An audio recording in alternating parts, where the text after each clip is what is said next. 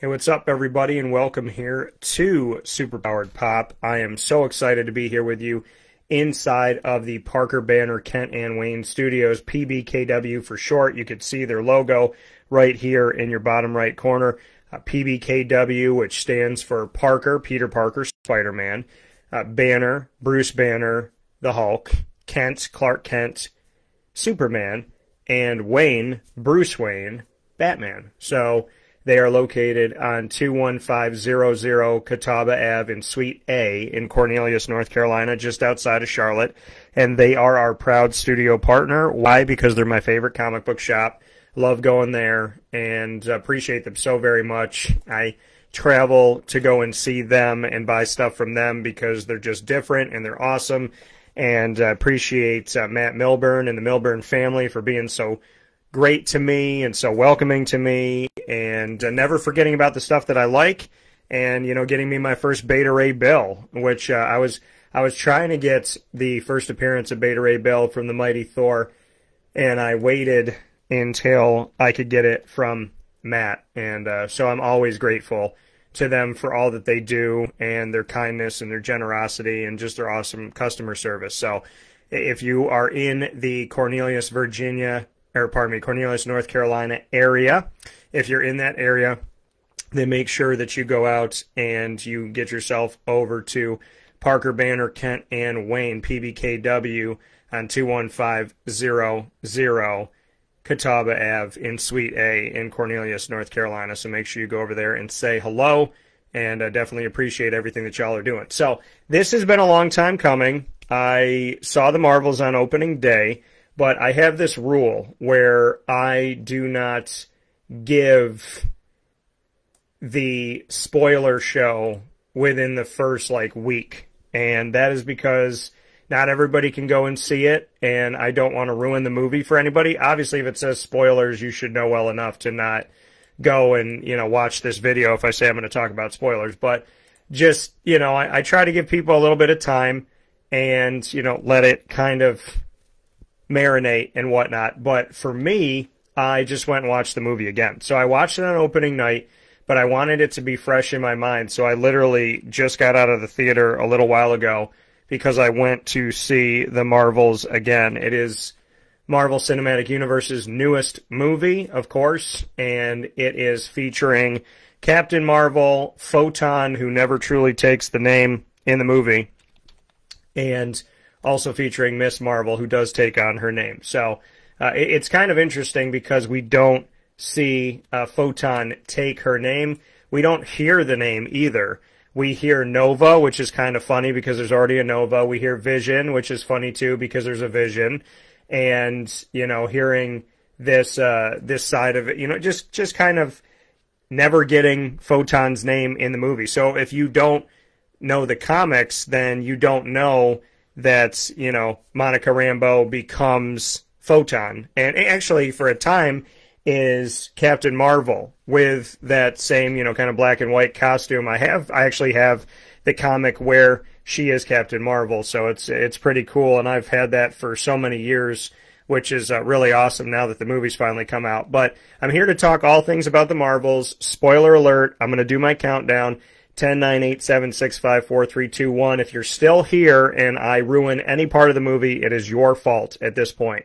I can now say that I wore this shirt to the movie in the premiere and wore it again today. It says Xavier Athletics. My hat also says that, and it has the 63 because it's an ode to when the X-Men came in to the Marvel world and to Marvel Comics. Some people see this Xavier Athletics stuff and think it's for Xavier University. It is not. It is actually a really cool play on everything, and I got it from the wonderful people that had a shop set up at New York Comic Con. So I want to shout them out for sure and thank them so much. I think it was a Heroes and Villains thing. So I want to definitely thank them for all of the awesome merchandise and the fact that they let me actually take this off the display hanger because they didn't have my size. So I was able to take this off the hanger because they're so awesome. So, yeah, it's from Heroes and Villains. You can go and check them out online if you go to heroesvillains.com. So no and, it's heroesvillains.com, and you can check out and you can actually look at the stuff that I'm wearing right now, and you could go ahead and order that for yourself, and they have a bunch of other things on there as well. But I had the opportunity to go to New York Comic Con with Superpowered Pop and go and experience everything again, so I could talk to you all about it, and love every year that we've gotten to do that. I believe this is 6 years that I've been out there, so shout out to Superpowered Pop and the iterations that we had of my show before that, and really excited to be able to be out there. I got this Xavier stuff. I wore it opening night to the Marvels, and and I had no idea that the X-Men were going to show up, but I wore it opening night to the Marvels in hopes that we would see something huge, something big, either Fantastic Four or Silver Surfer or the X-Men. That's kind of where I was leaning, Fantastic Four or the X-Men, and the X-Men do show up, which I'm very, very much looking forward to. So when I wore this and everybody was in the theater, including today when the movie ended and we all saw Beast and we saw that giant X, so we know that we're in the X Mansion. We're in this, Xavier School for Gifted Youngsters. We know that we may be by Cerebro based on what we were looking at on the, that blue steel-looking X that we remember from the first trilogy of movies for X-Men that came out from 20th Century Fox way back. So seeing that, and I got up today, and as I was walking out, I felt like I could feel like people looking at me like, how did he know? You know what I mean? Like, because I'm wearing the Xavier stuff, which is obviously an ode to the X-Men and not to Xavier University, although I do interview Xavier for my other show, which is Wake Up Call with Dan Tortora on my sports show, and I definitely have a lot of respect for Xavier University. Ross said, the kids and I saw the new Marvels movie last weekend. We surprisingly really enjoyed it after some recent bad superhero movies we've seen. Yeah, and that's what I'm going to get into today. So like I said, there's going to be spoilers galore, but I'm going to talk to you about the Marvels. I wanted to see it again today because I wanted to shoot this video. So after seeing it opening night, it was important for me to see it again so that it was fresh so that we could talk about it. So let's get into it. Well, in the opening credits here of the movie, as we're used to seeing, the comic books, kind of come down really quick, and then we start to see the Marvel Studios, and we see within the Marvel Studio letters all the different characters. This one had scenes of when we've seen Monica Rambeau before, Miss Marvel before, as well as Captain Marvel. So they're in it. There's also still those moments with like Tony snapping his fingers, and there's different things that are still within that. And then toward the end, we get to see these three women take up the Marvel letters. We get to see them within it right before it says Marvel Studios. So we get into the movie, and Dar-Benn is the first thing that we see. So Dar-Benn comes onto the scene, and she is part of the Kree, and you look at the accusers, right? And Ronan being an accuser, Ronan wanted to, if you go back to Guardians of the Galaxy Volume 1, for some context, Ronan was the accuser who was going to go down to Xandar, and he was going to annihilate Xandar with the Power Stone, which is, of course, purple. And in this movie, in the Marvels, we see Dar-Benn in the beginning, and Dar-Benn has a staff that looks very much like the staff that Ronan had, and it has a purple glow at the center of it, and kind of a hole there where the Power Stone had been. So I almost kind of wondered to myself, even though the Power Stone was taken out of his weapon in Guardians of the Galaxy Volume 1, is there remnants of this cosmic Infinity Stone that is still within this, and was she given this weapon that still has the ability to have an essence of the Power Stone and be able to use the power of the Power Stone to a certain degree? Because why is it glowing purple if it has nothing to do with the Power Stone? Why does it look just like Ronan's weapon if it's not supposed to be just like Ronan's weapon? They're both Kree, and here's the thing that I think. I think that Dar-Benn is Ronan's daughter. That is my belief. So I think, because we're in 2025 in this movie, because the movie's a couple years ahead of real life, and so we're in 2025 in this. And then you go all the way back to Ronan and when Ronan was involved with things way back in Marvel. So it does stand to reason that Dar-Benn is his daughter. That was not specified at all, but I just feel like it's the case.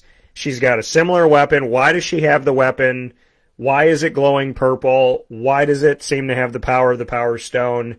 And, you know, being from the Kree and being part of the accusers, so to speak, and she goes to these planets and essentially treats them the way that Ronan treated Xandar, by essentially saying, you know, I am here to offer you peace, which is not the truth.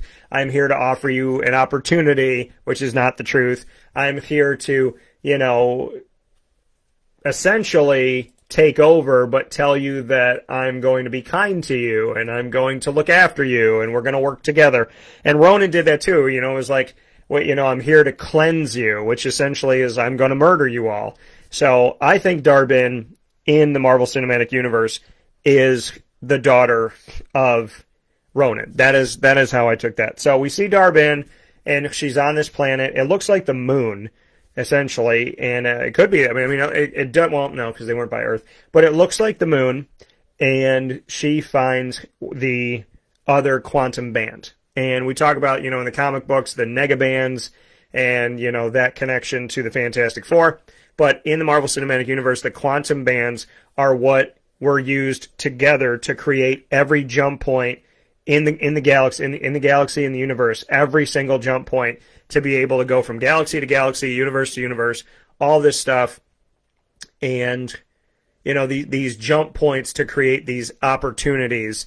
And so we find out that the quantum bands were used to bring this to life, were used to bring this travel to life, and that everything we've been seeing in Guardians of the Galaxy that wasn't really described, right? We just saw them go through a bunch of different jump points, and, you know, in those situations, seeing all those jump points that they've gone through in Guardians of the Galaxy Volume 1 and Guardians of the Galaxy Volume 2, we just kind of were like, okay, you know, the Guardians of the Galaxy are in space travel. This is what they do, and a lot of us just accepted it. We said, it's something we've never seen before, but we've also never seen a talking raccoon or a talking tree, so we're going to open up our minds to this, and we see them go through these jump points that take them from far distances in the galaxy and make it feel like it's just a couple seconds, and we accepted it without really knowing what is this that's creating this. And then the quantum bands that we, you know, see in Miss Marvel, that she has one of them that was sent to her from her grandmother, and then we see this other quantum band that shows up in the movie The Marvels, and together it's that they created every jump point. And the whole issue is what Dar-Benn is doing in this movie is she is creating mutant jump points, which, if you've been on the ride at Epcot, the Guardians of the Galaxy Cosmic Rewind, if you've been on that, they talk about the mutant jump point, but it's actually in connection with the Celestials, and it has nothing to do with Dar-Benn or the Kree or anything like that.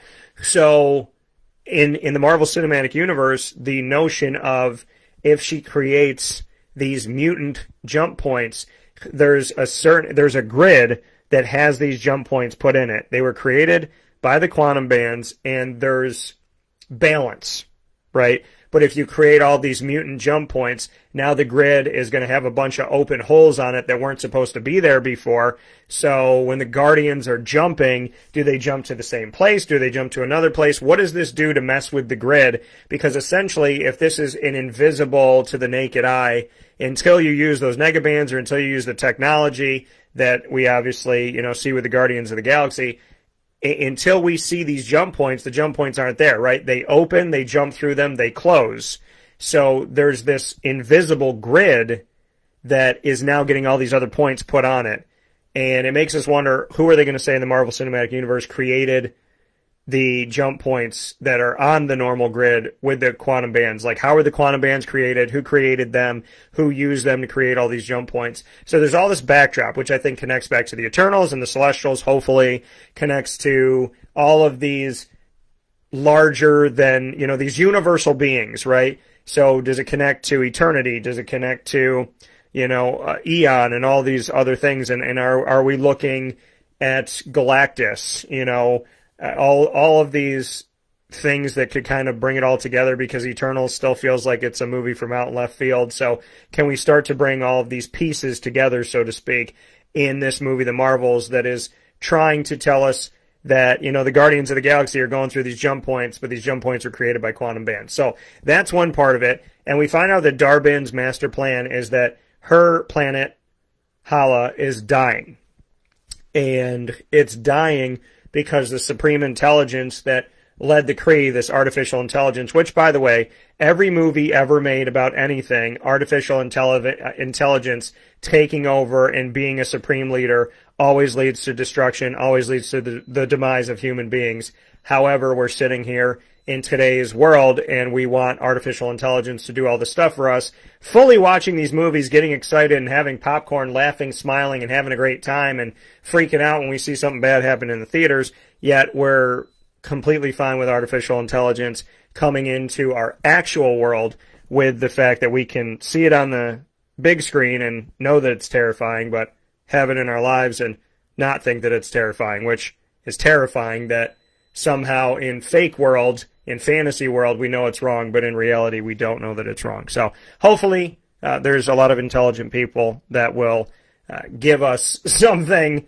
when it comes to artificial intelligence, some intelligence with that to make good decisions, because technology doesn't have to be a bad thing, but human beings should never try to play God, nor should they try to create something that is truly potentially going to be smarter and outsmart the human race, because that would be vastly unsafe. And like I said, we seem all too cool with the idea, even though we knew that Ultron is a horrendous, horrific thing created by Tony Stark, and yet in today's world, we don't think that Ultron could happen. So, very strange, but I digress. So, we look at what Dar-Benn is doing.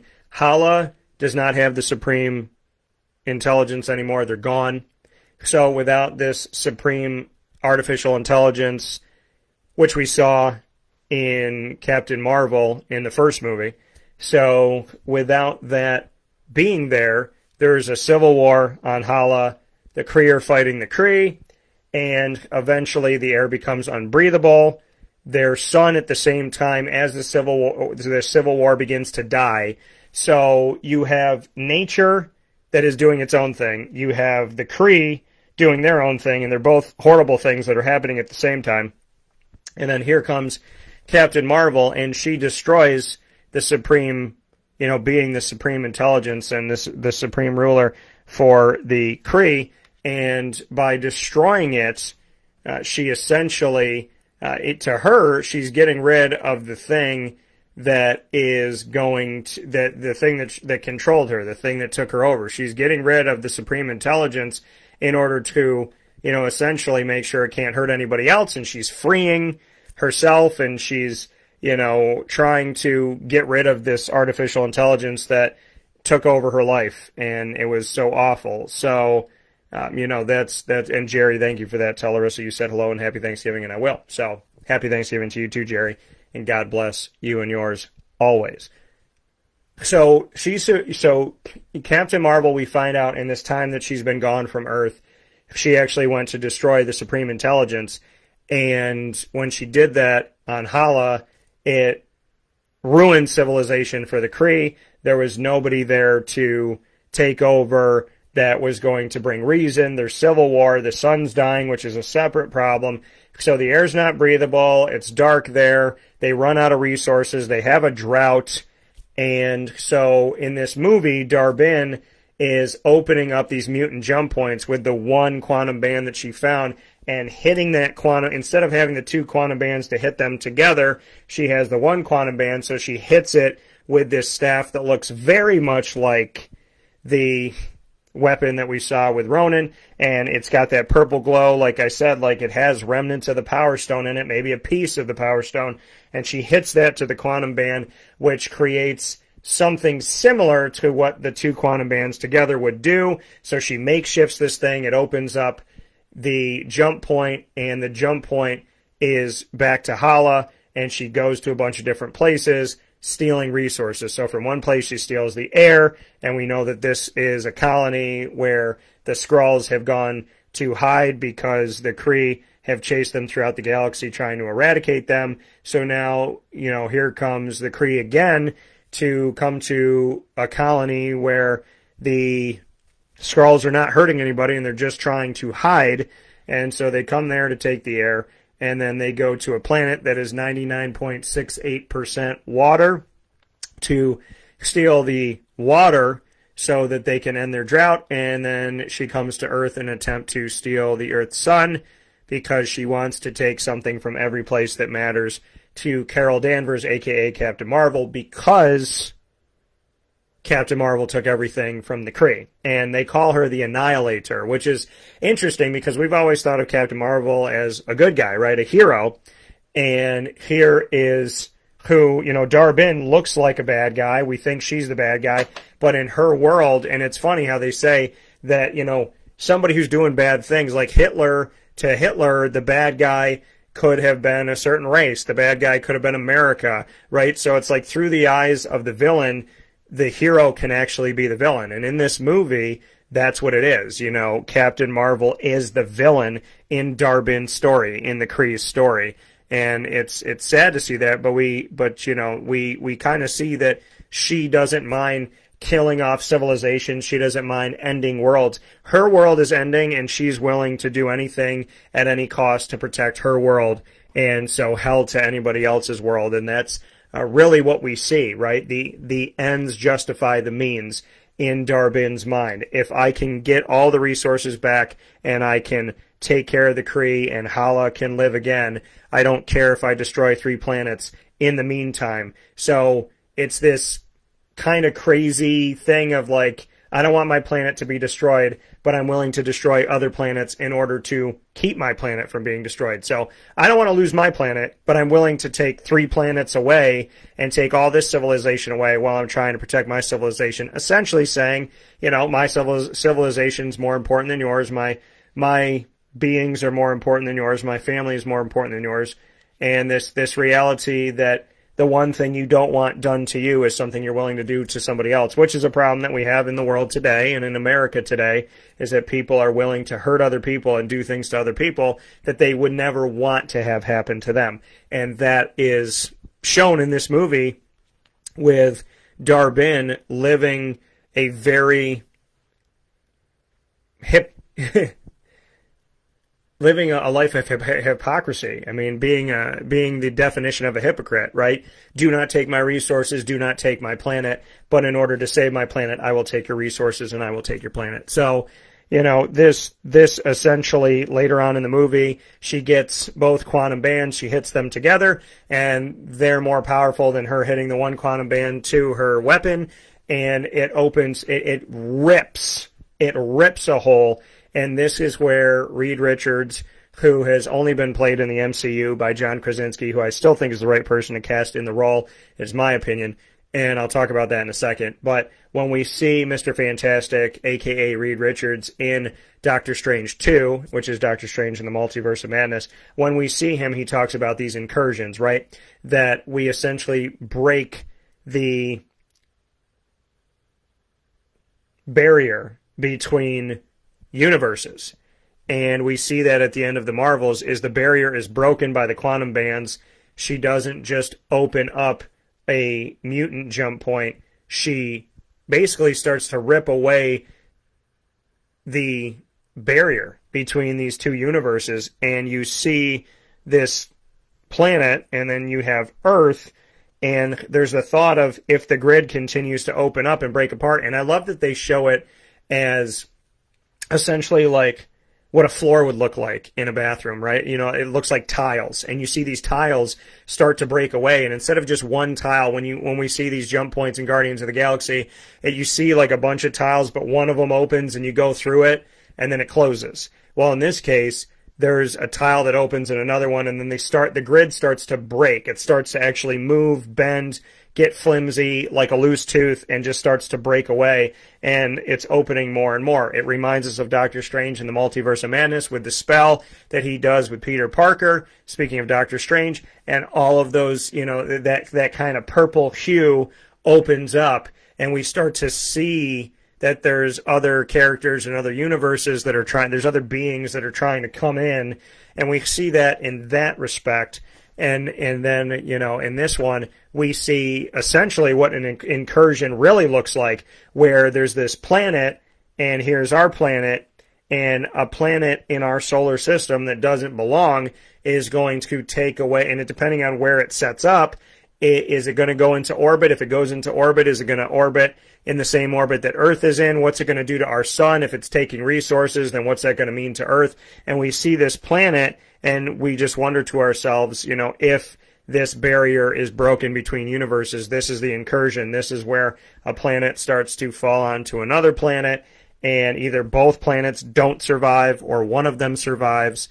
And this is the whole incursion story that creates Battle World, which is run by Dr. Doom, where Dr. Doom, and it's a recent comic that we saw, the Battle World story, and Dr. Doom ends up taking over. He remembers what reality is, and he basically takes pieces of all these different universes and puts them all together into this one world that was created from all of these other worlds. So instead of in the MCU, instead of the X-Men being in their own universe, which they are in the Marvel Cinematic Universe, this is what the incursion episode starts to create here, as we find out that there is a universe that the X-Men are in. They're not in the universe that the Avengers are in, which makes perfect sense as to why we have never seen them. Now, in reality, we never saw the X-Men because Disney didn't own the rights. Marvel didn't have the rights. Fox had the rights. So, but you can't say that in a movie. You can't say, "Oh, we've never seen the X-Men because Fox owns them." You have to make a reason. You have to make a viable reason as to why all of these things have happened on the planet. And Magneto didn't get involved. Professor X didn't get involved. Cyclops, Wolverine, Deadpool, Colossus, Nightcrawler, you know, Jean Grey, Iceman. So many of these characters. Why did they not get involved? Well, it's because they were in their own universe, on their own planet, doing their own thing, very far away, and we were never meant to have this meeting.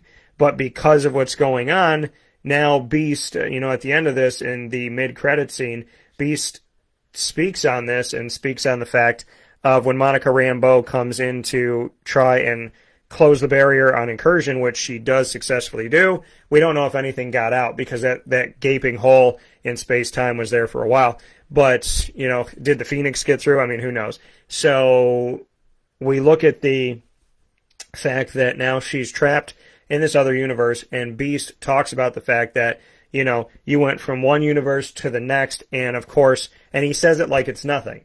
But remember, Beast is a scientist, and he looks down at his notepad, and he goes, well, you know, you did this, and you did this, and of course that's impossible, but you're here, so, you know, obviously you did that. And now she's in the X-Men universe. She finds out that her mom, someone who looks exactly like her mom, is in this universe, but it is not her mom.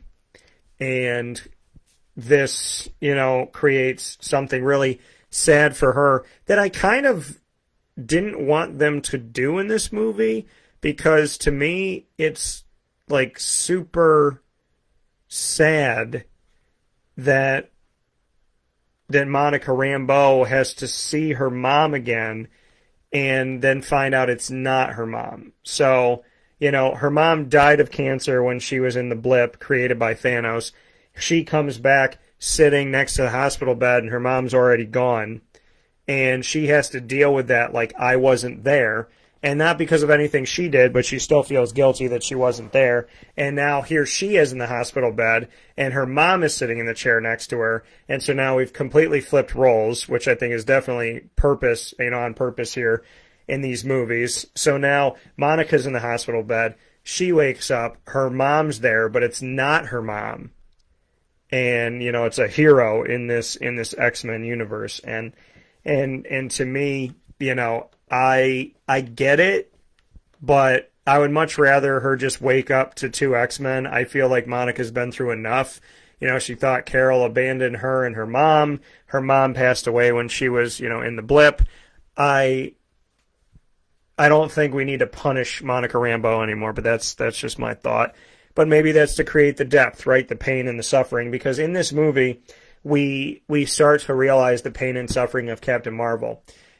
And we also see how strong she is. I mean, in the first movie, she's getting to know her powers, and at the end, it's really incredible. And I went back and I watched Captain Marvel. I wanted to get into Captain Marvel again, so I went and saw the Marvels, and then yesterday night, I watched Captain Marvel, you know, kind of sped through some parts, but because I've seen it, but I was watching Captain Marvel last night to prepare me to go and see the Marvels again, and I wanted to just, you know, have a deeper appreciation and connection to Carol Danvers and also to Monica Rambeau, and to really understand them. So, and of course I watched Miss Marvel, and I really liked Miss Marvel on Disney Plus. I know Disney Plus gets a lot of knock for the TV shows that they've made, but I thought Miss Marvel was one of the best ones that they made, and I went into that blindly. I've never read a Miss Marvel comic. I don't know much about Miss Marvel, Kamala Khan, so I went into that show being very open-minded as to, you know, knowing some stuff like, okay, you know, she makes her limbs huge and she can make these giant fists and giant feet and all this stuff and stretch her body out and whatnot. So I went in with that thought, but I wanted the show to kind of just, you know, let me see if I could fall in love with the character. And I definitely did. You know, I have to echo sentiments from some other people that Iman Vellani, who plays Kamala Khan, is really wonderful. And to me, I mean, she is Kamala. She's so much fun. She's so exciting. I love her family being in this movie. Sometimes it's a forced comedy in a Marvel Cinematic Universe movie, but I didn't feel like any of this was forced at all. I thought it was absolutely amazing. And I loved her family on Miss Marvel. And I love seeing them again in this. Her mom always makes me laugh, and it's her facial expressions, her timing, the things that she said, the attention to, you know, how I envision the culture. You know, I just feel like, you know, you really get a look inside of this culture, which I thought was really cool. So I think they did an amazing job. Sagar Shaikh is, I want to make sure I say it right, or Shaikh, plays Amir Khan, the older brother of Kamala. He was great. And, you know, saying, you can't die because I can't be an only child. Again, you can't leave me with these two. I thought that was awesome. And, you know, and then seeing Mohan Kapoor, who played Yusuf Khan, her father, and then Muniba Khan, played by Zenobia Shroff. She's just fantastic. I think Zenobia, in her own way, steals the show. I think she's just a wonderful, wonderful actress. She brings that, you know, mother, that like overbearing mother that really is only overbearing because she loves her child and wants to protect her child. And the longer that she's around her child and she starts to let go a little bit, she says something in the movie where she says, "I'm letting you go, but I'm never going to let you go." And she said, "I hope you can understand that. I hope you can understand that." And it made me think of my mom immediately. It made me think of my mom, my dad. You know, this feeling of like, I'm going to let you go out into this world. I'm not going to hinder you from living your life, but I'm never going to let you go from being my child, and I'm always going to try to protect you. So I'm not going to be overbearing. I'm going to let you go do your thing, but at the same time, like, I will fight the world. I will fight every world to get to you if I need to. And it was such a simple line, but it was carried so well by Zenobia as Muniba Khan, and I want to give her credit because she was so great on Miss Marvel, and they didn't change. That was a cool thing. Like they say, if you see someone on the small screen, they don't fit on the big screen. And I disagree with that heavily in many ways. I think Grant Gustin should be the Flash because he did such a tremendous job over many, many years on the CW. And to me, he is the Flash. And having somebody else play Barry Allen, I thought the movie was going to fall on its face. And the movie was terrible, in my opinion, of The Flash. And I'm not trying to knock the people that worked on it because I know everybody works hard, and I don't want to sit here and, you know, start attacking anybody. I just didn't think the movie was going to be successful because it was starting off by saying, hey, The Flash has been on TV for 8 seasons and, you know, or whatever it ended at, 9 seasons. But it's like The Flash has been on TV for all these years, and you know, you believe that Grant Gustin is the Flash, and now we're going to give you a totally different Flash that you have no connection to. And the movie, to me, was just nothing that I wanted it to be, because why build up this story on television that everybody can see and then take it away from everybody and try and make you fall in love with somebody else and then have this giant grandiose plot with a character that you have no connection to and an actor that you don't feel like truly is the Flash. And so it was just, and I don't want to knock Ezra Miller. It was like anybody that stepped into that role, how are you going to believe them when you saw the small screen, the big screen so different? And that's what I like about the MCU, is they stay true to that stuff for the most part.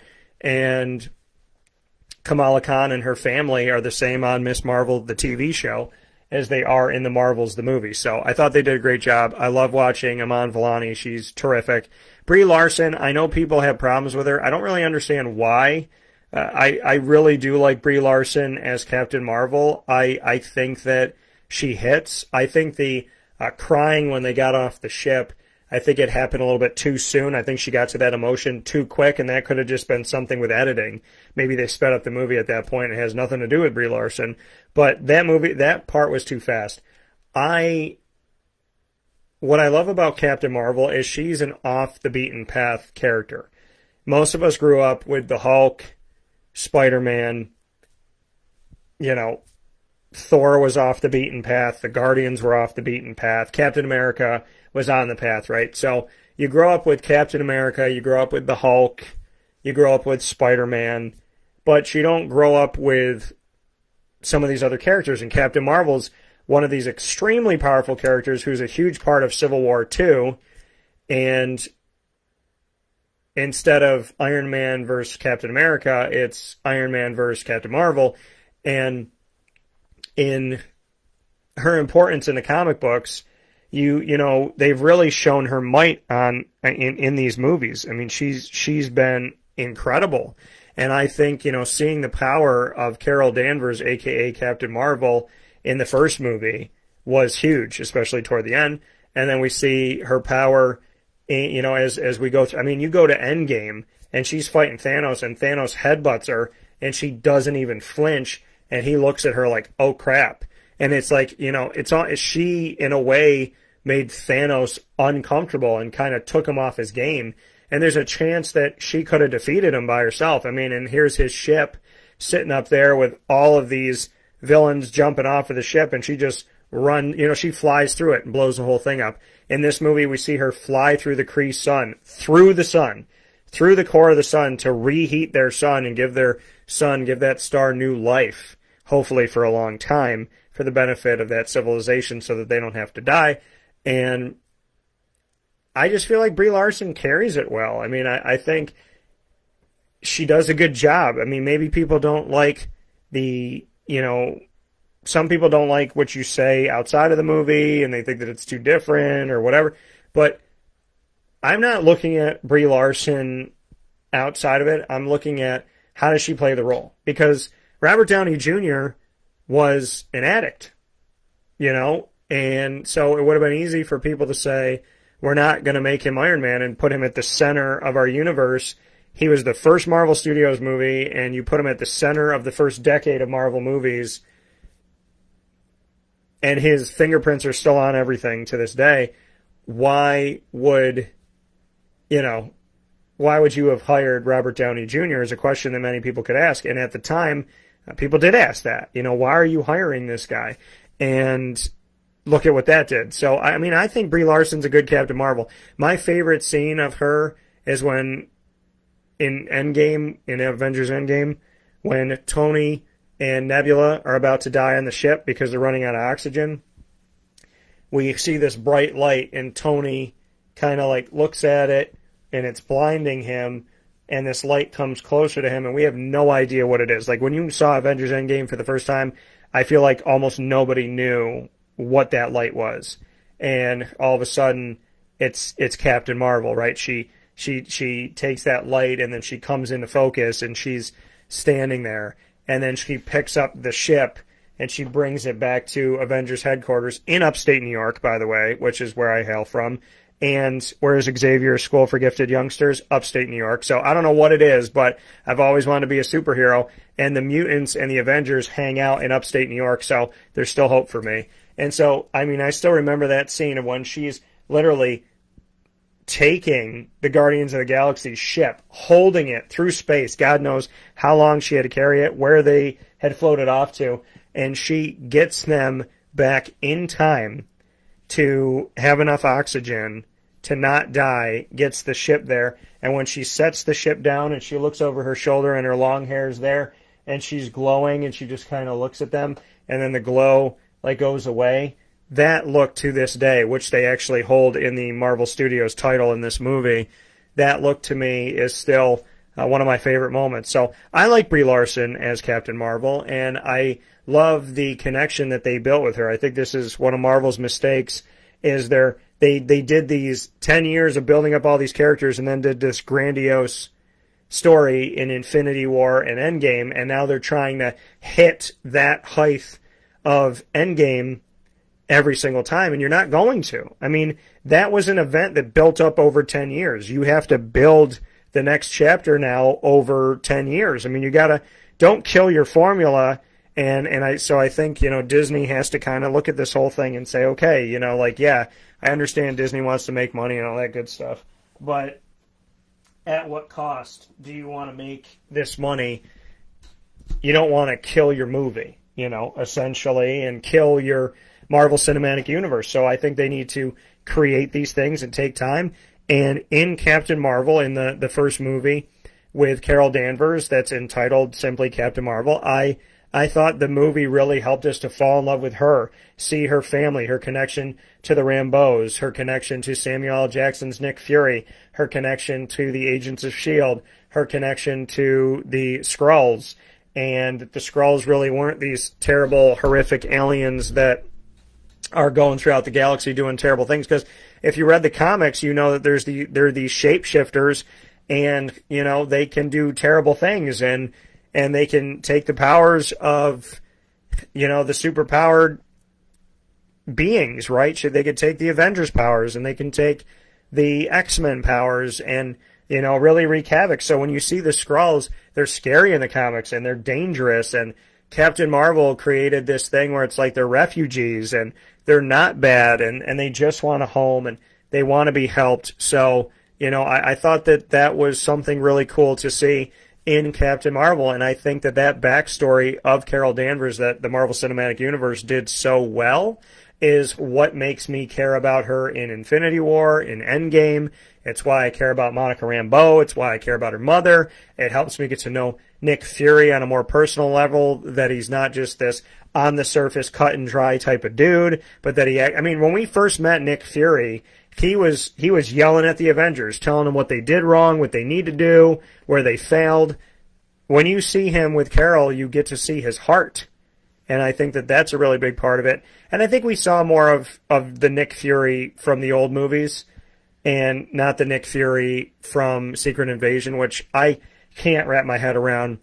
Nick Fury marrying a Skrull and making out with this alien. I can't picture Samuel L. Jackson getting down with an alien, and no matter how many times I see it or how I try to wrap my head around it, it just doesn't make any sense to me.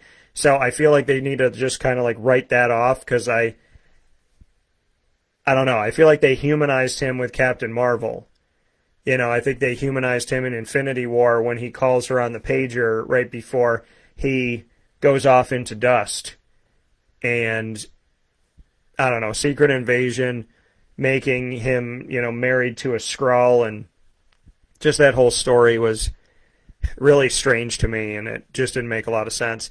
Speaking of the Skrulls, we get to see Emperor Droge, who is played by Gary Lewis in this. Those of you that have watched Secret Invasion, you know that we lost Talos, and I didn't think we were going to lose Talos. I still kind of think he might be alive, and they might try to resurrect him in some way, shape, or form, or just tell us that he still made it. By the way, if you go back and watch Captain Marvel, and you've watched Secret Invasion, you'll see that in Captain Marvel, the Skrulls' bodies have so much attention to detail, and they look real. When you go and watch Secret Invasion after watching Captain Marvel, it looks like cheap costuming for the TV show.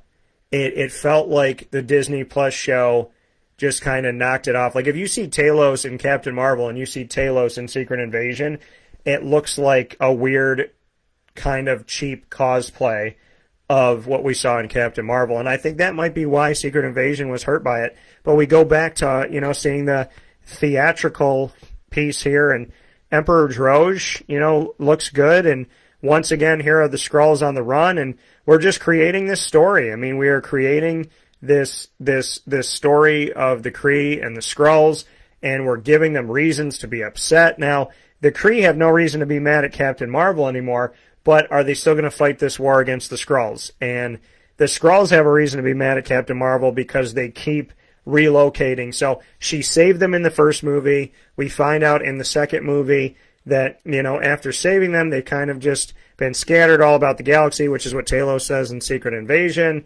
And some of them have grown very angry with humanity, with Nick Fury and Captain Marvel. And then Emperor Droge in this one is like, we don't need your help. Like, we don't want your help anymore. And so that is kind of building the animosity and the depth to the story of why the Skrulls might attack human beings and the Avengers and try to take over. So, because there were bones of the Secret Invasion story that are really huge for the fact that the world has had Skrulls in it, and they think they have 10 or 100, and it's like, no, they could have millions of Skrulls in the world and not just in America. So Secret Invasion had some really good pieces to it.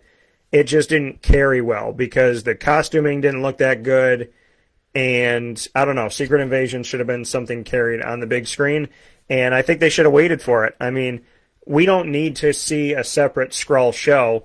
We can see the Skrulls and the Kree fight each other, and I think that would have been totally fine. So I definitely, you know, going back and watching this movie again, I love that we got more background to the jump points and what they mean and how they were created. We still don't know who created them, but we know that they were created. We know that they came from the quantum bands. We now have a name for the band that Kamala Khan has, and this other band that was found by Dar-Benn and her crew.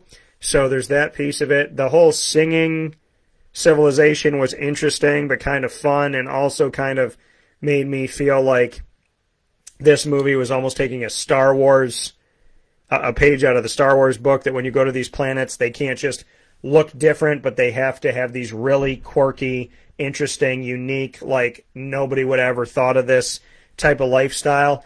And, you know, just these things that truly make them very different. And them being a singing society definitely handled that. We do get a cameo from Valkyrie, who is still wearing her suit and still looking like she is the president or prime minister or whatever you want to call her of, you know, the new Asgard, and, you know, which is in Norway and whatever. And we know that she's going to take these Skrulls to live with her on New Asgard, it looks like, which means there's going to be more Skrulls on planet Earth. So bringing these Skrulls to planet Earth with the Skrulls that are already there. The Skrulls that are there, a bunch of them are mad at Nick Fury and humanity. You bring these Skrulls there who are mad at Captain Marvel, who's connected to Nick Fury, and now you have more Skrulls not only on planet Earth, but more Skrulls on planet Earth that are mad at Nick Fury and Captain Marvel, which could make them mad at the Avengers and human beings in general, which is deeply setting up even more animosity and an eventual war with human beings and the Avengers and maybe the X-Men. So that's another story that's going on in the background. But I mean, I thought the, you know, their powers being intertwined, this tangling of powers, because this one band has been found. Dar-Benn having this band and utilizing this band, you look at everything that's happened, and Captain Marvel in this movie, she touches this open jump point, this mutant jump point, and then we see Monica Rambeau, who's touching, you know, this electromagnetic field, trying to figure out what the jump point is, and then Kamala having one of the quantum bands on her, and all of them being connected to this energy and their powers being similar, now, you know, every time they use their power at the same time, they switch places. And the first time I saw it, I was like, I was trying to understand it, and I'm thinking in my head, well, every time they use their left hand, they seem to switch. But then I watched it again this time, and I'm like, no, when they use their right hand, they switch too. So it was really when they had to use their powers at the exact same moment. And so you see them try to learn it, which is a really cool series of moments when they're on Carol Danvers' ship, which is cool. The whole thing about having the Flurkins, you know, everybody has to abort the space station for Saber, and when they're aborting the station, they have to let so Goose, the Flurkin that we've all come to know from Captain Marvel, Goose allegedly was going into warm areas inside of where all of this wiring was, and essentially like going into these like ducts throughout the space station that Saber is, and birthing these eggs and then leaving those eggs there. So these appear to all be Goose's children, and each of them hatch into a cat, and they're all Flurkin, and these Flurkin have the ability to essentially open their mouth. It looks like a giant octopus. The tentacles grab whatever it wants, and it looks like it eats you, but it actually brings you into a pocket reality, into a pocket dimension. We've never seen what's inside of a Flurkin. That would be a good short. Disney Plus, please do not make that a TV show, and please, for the love of goodness, do not make that a movie. But it would be cool to have like a short. I mean, especially when we watch the shorts with Groot, which typically don't amount to much of anything. And I love Groot. They're just kind of like mindless things. But if we did like, you know, life inside a Flurkin, and we actually showed where beings go when they're swallowed up by the Flurkin, that would be cool to see, you know, what type of pocket dimension they really go into. But that part of the movie was a little strange. It's like, we don't have enough pods to save everybody. We have one pod. So then they go around, and there's a thing that comes on the intercom where they say, somebody announces, like, let the Flurkin eat you. Please don't run. Please don't fight it. And so all of the crew on Saber get eaten by the Flurkin so that they can all get on one ship, because it's easier to transport a bunch of cats than it is to transport all these people that they don't have space for. So that was kind of weird, and it brought, speaking of The Flash, which I mentioned earlier, the Flash movie with Ezra Miller, that whole scene where he's saving all the babies, and he's like grabbing them out of thin air and putting them on top of stuff, and he puts one baby in a microwave. That's what the Flurkin scene made me think of. It's just like a weird way of transporting beings in order to save them that seems like very off-putting. So, baby in a microwave, grown human being inside of the pocket reality of a Flurkin. So, very strange. But there were some strange elements to the movie. I mean, I thought it looked good. Seeing Carol's powers, she seems to only get stronger. Looks like one of the most powerful beings in the universe, that she could rival anybody. Photon's powers, even though we don't call her Photon in this movie, she Dr. Marvel, as Kamala Khan says, but seeing Monica Rambeau's light powers, that she could literally get stabbed and what should go through her chest and essentially maybe take out one of her arteries or go right through her heart, she could turn into light. She's got to do it at the most perfect time, though, because I would imagine if she's not focused and somebody goes to stab her, they will stab her through her heart. So she's always got to be kind of paying attention, and her timing has to be good, which we don't see any background of this, but that she's spent a lot of time understanding her powers, probably being trained by Nick Fury, I would imagine, or being trained, somewhere privately by the Agents of S.H.I.E.L.D. or whatever they want to call it now. So that seems to make the most sense. And we learn that Carol still does not have all of her memories yet. The Kree and everything they did to her head is still messed up all of these years later. Because remember, when we saw Captain Marvel, it's technically the second movie on the timeline behind Captain America, and it was set in the 80s. So we're saying 40 years later, Carol Danvers still doesn't have full control of her mind and still doesn't have all of her memories. 40 years later, 4 decades later, she's still struggling, which is horrendous when you think about it, to that real reality for her. So, I mean, ultimately, I love seeing the X-Men at the end of it. Beast looked exactly like the TV show, which was insane. And I thought that, including the teeth down here, Kelsey Grammer's playing him. So does that mean Halle Berry? Does that mean James Marsden? You know, does that mean Famke Janssen?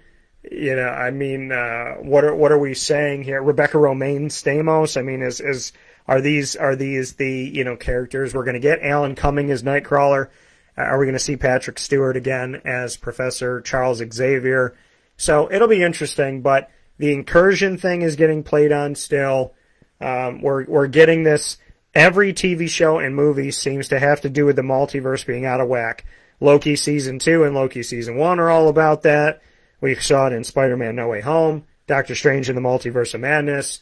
We saw it in WandaVision, and now we're seeing it in the Marvels. So what is this all going to mean? Can Marvel make it make sense?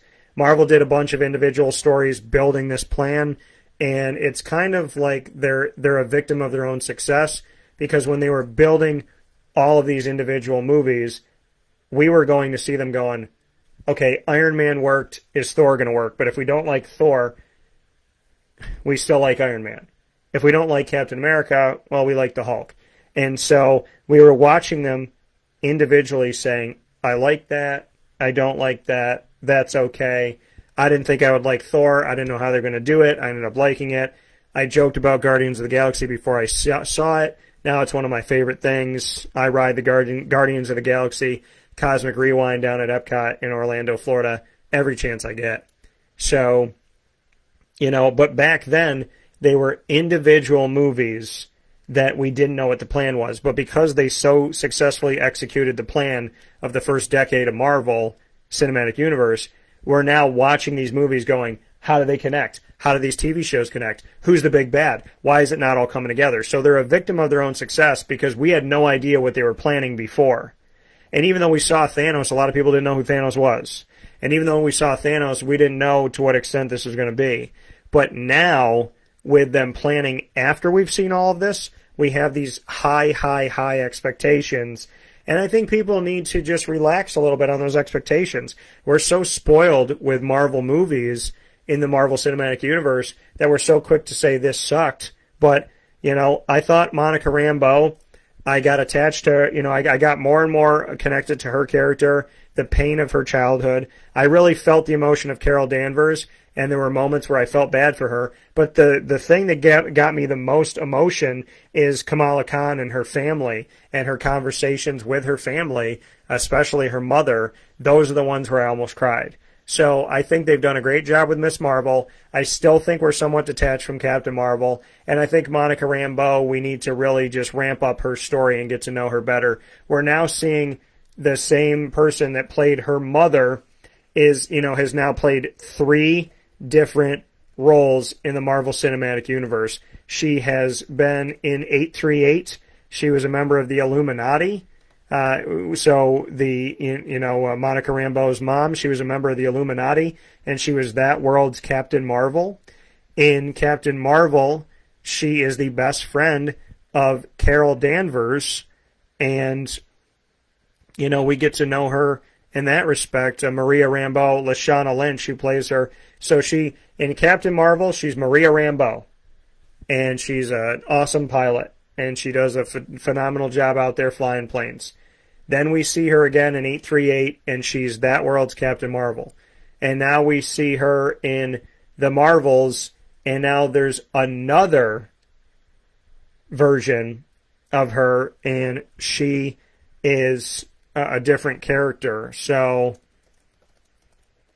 now we're seeing her again, and now she's somebody different again. So we've seen her in 3 different iterations here, and now we're seeing her as something else. And so this is interesting. It's definitely interesting here that we're seeing Maria Rambeau as yet another character, and this character is connected to the X-Men. So that to me is interesting here, very much so, that here she is connected to the X-Men and her character is known as Binary, and it's another alias for Captain Marvel. She was first introduced in Chris Claremont and Dave Cockrum's Uncanny X-Men 164, which came to us 3 years before I was born in 1982. The comic teamed up Carol Danvers with the X-Men. During their adventure, she gets experimented on by aliens known as the Brood. Those experiments turn her into Binary, who can harness the powers of the fabric of the universe. So she is connected again to Captain Marvel and, becomes Binary. So in the comic books, this character that we saw, that makes no sense because we see Maria Rambeau and we're thinking, okay, this is just Captain Marvel of this universe. But no, she's connected to the X-Men. So Maria Rambeau, who's played by Lashana Lynch, has been Maria Rambeau, Captain Marvel, and now she's Binary. So we'll see what this all shakes out to and why they chose her to be with the X-Men. Because, seeing Beast, you're thinking, okay, so sitting in that chair is going to be Cyclops, it's going to be Jean Grey, it's going to be Professor Xavier, but that wasn't the case. So why did they choose Binary? Probably to make that connection, once again, like I said, of flipping the hospital bed, of instead of Monica being next to her mom, waiting for her to wake up in the hospital bed, now it's Maria waking up next to Monica. But in this case, they don't know each other. And Maria says, "Who the hell are you?" And pardon my language, because I'm going to tell you what they say, but Binary stands up and says, "Who the hell are you?" And Monica Rambeau looks at the ground and says, "Oh, shit." And that's how it ends. And correct me if I'm wrong, but I think this is the first movie in the Marvel Cinematic Universe of almost 30 movies where a movie ended with a swear word and ended, "Oh, shit." So I think that that's a first for the Marvel Cinematic Universe, and Monica Rambeau is the one that said it. But yeah, I think, again, the connection to Guardians of the Galaxy, the connection to the Eternals, the connection to the coming of the X-Men, the connection to what S.H.I.E.L.D. isn't anymore, and now we see Saber, the connection to the Skrulls, the connection to the Kree. This movie brings a lot of things together. It brings Miss Marvel from the small screen to the big screen, and I thought it was great. I think for all of the connections it made, this is the movie that may bring together all of these individual Disney Plus shows and individual Marvel Studios shows that make no sense. Because I'm still sitting here saying Black Panther, Wakanda Forever, and Namor, how is any of this connected to Eternals? How are Eternals and Black Panther, Wakanda Forever connected to the Guardians of the Galaxy Volume 3? How is Shang-Chi connected to anything? And, just really kind of racking my brain. And what is Loki connected to? And Ant-Man is connected to Loki because they're both connected to Kang, but how is Ant-Man going to connect to anything else? So there's been a lot more questions than answers since we saw Endgame, and now I'm just kind of wondering where we're going from here. So it's going to be interesting to see, but as far as the power of Captain Marvel, I like that. I love seeing the power of Monica Rambeau, who's not Photon yet. Miss Marvel, I thought they could have done her power better. I think they could have shown it more. It almost felt like Marvel was trying to save some money, not showing us her power as much. The embiggen, and she doesn't say embiggen in this movie, and we don't really see the huge hands and feet except for a massive hand that goes and grabs Monica and Carol and the quantum bands toward the end of the movie. So I'm still sticking with that Dar-Benn is related to Ronan, could be his daughter. I'm still sticking to the Power Stone being inside of that staff because I think that that was handed down to her when Ronan passed away. And beyond that, I think that, there's now a connection to a bunch of these movies, and there's now a connection to all of these space movies, which I think is great. There's a connection to Asgard and Thor with Valkyrie. So really, everybody in space, right? Because you look at Thor, you look at Guardians, you look at Eternals, there's all these connections to space now. So it's now all starting to make sense What is it going to mean from here? We'll see. How is Monica Rambeau going to get back to her universe? And how are the X-Men going to essentially open this up? And are they going to use Monica Rambeau to open this portal? Or are they going to use Binary? You know, is she going to help her not mom out and kind of, in a way, feel like she's working with her mom, which is special, even though it's not her mom? And are they, I mean, how essentially are the X-Men going to get to the Avengers, or the Avengers to the X-Men? Is another event going to happen? So there's been all these rips in space and time, and it's all leading up to something. And it might be Kang, or it might be Doom. It seems like it's going to be Battle World from the comic books. Leave your comments below. Give me your thoughts. This is Superpowered Pop. You can find us on Facebook, X, and Instagram at Superpowered Pop. And, of course, you can find us on YouTube at Superpowered Pop, and you can find us here on Facebook, like I said, doing these videos with you. So much appreciation for you watching and listening. I want to make sure that I covered everything. So we talked about the X-Men, talked about a bunch of different pieces of this, different elements. I think the emotion could have been a little bit deeper. I think the connection could have been a little bit deeper. The things that really kind of grabbed you and pulled you and made you uncomfortable was Carol's connection back to her past and being brainwashed by the Kree and the Supreme Intelligence. It would be nice to go a little bit deeper into that, to go a little bit deeper into her pain, a little bit deeper into the Skrulls, a little bit deeper into the Kree, who really Agents of S.H.I.E.L.D. went into, and we've barely gone into in the Marvel Cinematic Universe. The Skrulls are making sense why they're angry at humans, but not so much why they're upset at the Kree, and the Kree aren't really making sense outside of anything other than if you watched Agents of S.H.I.E.L.D. So how they're going to bring that together, the Kree-Skrull War, which seems like is what's being set up. It seems like Marvel's doing a lot of things, leaving the door open so they can pivot. I mean, if I were them right now, I'd pivot away from Kang. You got the Kree-Skrull War, you got Secret Invasion, you got Incursions, and I still think that Fantastic Four should be led by a John Krasinski, Reed Richards. That is just my thought. That is my belief. And they talk about, well, you know, you don't want to mess, somebody had talked about, you don't want to mess up a marriage by having them work on the same movie together. And it's like, do you guys forget that they made A Quiet Place and A Quiet Place 2 together as well? And even if A Quiet Place 2 didn't feature John Krasinski as much, he wrote it. So, I mean, he's directing this thing, right? So he's working on this whole project with Emily Blunt, his wife. So, I mean, I'm not saying she needs to be Sue Storm, because I don't think she necessarily needs to be. I think she'd be good at it.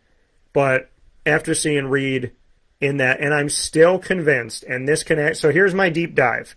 Here is my deep dive I need you to go with. I said in Doctor Strange in the Multiverse of Madness, I stated that it is my belief that the 838 Illuminati could not have lost that bad, because no Illuminati sucks, right? The Illuminati, to spend all this time and to bring the Illuminati in to the Marvel Cinematic Universe and make them look extremely unprepared and uncoordinated and stupid is ridiculous. I think with Patrick Stewart being there and in his yellow hover chair from the TV show that I grew up watching, remember, he trains the X-Men in the Danger Room. I want to believe that in Doctor Strange in the Multiverse of Madness, the Illuminati didn't suck that much. They created the danger. I mean, think about this. Reed teleported in with that technology. Reed could have, I mean, he if something bad was going to happen, he would have teleported in or out. He would have done something else. They were too easily defeated, which makes me believe that Patrick Stewart staged this entire thing, that in 838, the Illuminati, with the leadership of Patrick Stewart's Charles Xavier, they had a danger room. They led the Scarlet Witch into the Danger Room, and she defeated all of these characters. Because remember, in the Danger Room, they created these things, and they were essentially like holograms, but they could injure you. Like, they looked real, but they weren't real. And so what I think is, in 838, and by the way, if Ultron has the Ultron Sentries too, why would he be that easily defeated by the Scarlet Witch? I mean, she's powerful, but I don't feel like, I mean, if it was this easy to walk into the fortress and defeat everybody, then there's plenty of other characters besides the Scarlet Witch that could have done it years ago. So the Illuminati don't come to power in 838 sucking as bad as they sucked in that movie. So I think that Charles Xavier made the Danger Room and led Scarlet Witch into the Danger Room to understand her power, see how she fights, see what her powers truly are and what she's capable of doing to prepare the actual Illuminati for the threat of what could come with a Scarlet Witch or a Scarlet Witch level type of character. So I think in 838 and Doctor Strange in the Multiverse of Madness, that was not the real Illuminati. That was a Danger Room essential practice. It was a Danger Room simulation. So Scarlet Witch thinks she was fighting them all, but in actuality she wasn't. So I think it was a simulation. And go with me on this. So I think that that was a simulation, that was the Danger Room.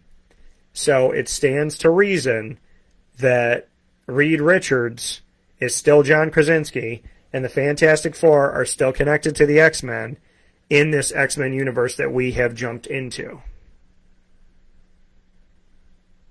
And in the X-Men, and I just read you in the comic books, well, you would say to me, okay, Dan, but in Doctor Strange in the Multiverse of Madness, Maria Rambeau is Captain Marvel. But we just saw her with the X-Men as binary. You did. But Captain Marvel becomes binary. So that refutes that right there. So you have binary, and if you have that beast that's accurate to the TV show's beast from the X-Men that was made for 1995, you wouldn't bring that beast in and make Beast look exactly like that, and then bring in Doctor Strange in the Multiverse of Madness, the Charles Xavier yellow hovering chair that's from the same universe as that beast, if you're not going to bring them together. And you wouldn't have shown us Maria Rambeau and then shown us Maria Rambeau again as essentially two totally different characters. I think that we are maybe back in 838 and or wherever this, because they said they called it 838. I think we may be back here, and I think we're back in the universe where Professor Xavier is in his hover chair, which is why Beast looks that way, which is why Captain Marvel, who turns into binary, is still connected to Charles Xavier in this, just like she was in Doctor Strange in the Multiverse of Madness. And so my deep dive is that the Danger Room is what happened in Doctor Strange in the Multiverse of Madness. It wasn't a real fight. The Illuminati is not that weak, and we're going to get the Fantastic Four and the X-Men in this universe that Monica Rambeau is now in, because we got a glimpse of it in the Doctor Strange in the Multiverse of Madness movie. That is my deep dive. That is my thought on the Marvels. Let me know your thoughts. I like this movie a lot more than I thought I was going to. And also, the Young Avengers are being put together, which is exciting. We get to see Kamala Khan at the end before the credits. We get to... And I don't like the jump that they did. You can almost tell that this was editing where they didn't essentially know what they were going to do or how they were going to like carry the next scene. So they just kind of made it like a quick jump. And so they're like, oh, she's like, oh, we made a great team. She's saying to Carol Danvers, Kamala is. And she's like, which has got me thinking, which doesn't make any sense. Because she says we were a great team and she's a kid and Captain Marvel's an adult. And she says, we're a great team, which has got me thinking. And then when she goes to see Kate Bishop, she says the team is only her. So that transition didn't make any sense. It needed to be, you know, we made a great team, now I want to put together one of my own. Or we made such a great team, I know you're busy, Nick Fury's helping me put together a team. Just something that didn't go from like, we're a great team, which has got me thinking, and that it was her idea to put this team together, because obviously Nick Fury is going to be helping her with this. She's essentially the Nick Fury-looking character to lead us into the next wave of Marvel movies. Nick Fury sat in the dark, put together his Avengers. Now Kamala Khan sits in the dark of Kate Bishop's apartment to start to put together the Young Avengers. She mentions that Scott Lang has a daughter, Cassie Lang, and we know that Cassie Lang has become her own character, which is what we see in the comics as well. And so we know that that Cassie Lang is someone that we have already seen, and we know that she utilizes the PIM particles, and she becomes her own being.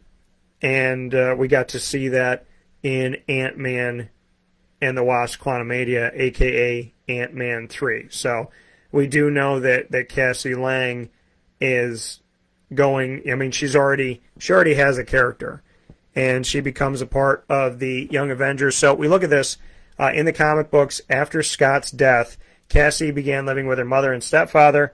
Tensions were high. She constantly fought with her mother. One night, she plans to leave home and join the Runaways, which is a TV show that used to be on Hulu from Marvel. And Jeff Loeb, who's one of my favorite people to work on Marvel TV, and I got to meet him a couple months ago, and it was fantastic. So that same night, Cassie learns about the Young Avengers when she was thinking about joining the Runaways, and intent on joining them, she seeks out Kate Bishop.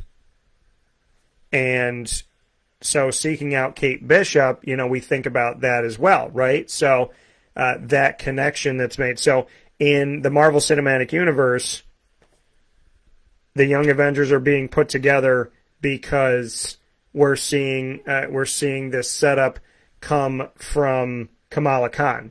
So Kamala Khan is putting together the Young Avengers this time around, and with her putting together the Young Avengers this time around, she seeks out Kate, and she says to Kate, I heard that Scott Lang has a daughter, speaking of Cassie. In the comic books, Cassie seeks out Kate. So there's still that connection. It's just happening the other way around.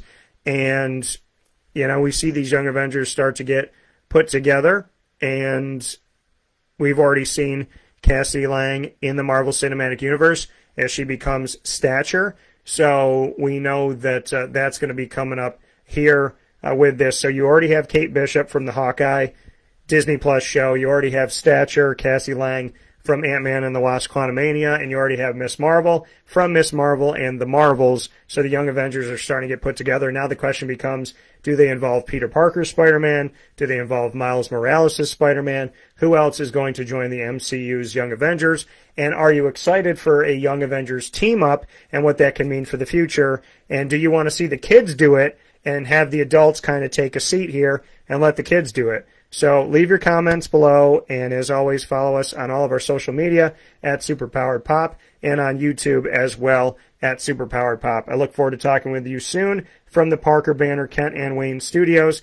Go and see Parker Banner Kent and Wayne's comic book and gaming store on 21500 Catawba Ave, Suite A in Cornelius, North Carolina, which is just outside of Charlotte. From the Parker Banner Kent and Wayne Studios, this is Superpowered Pop with Dan Tortora. Always happy to be here with you. I hope you have a great night, and remember, your hero lies within.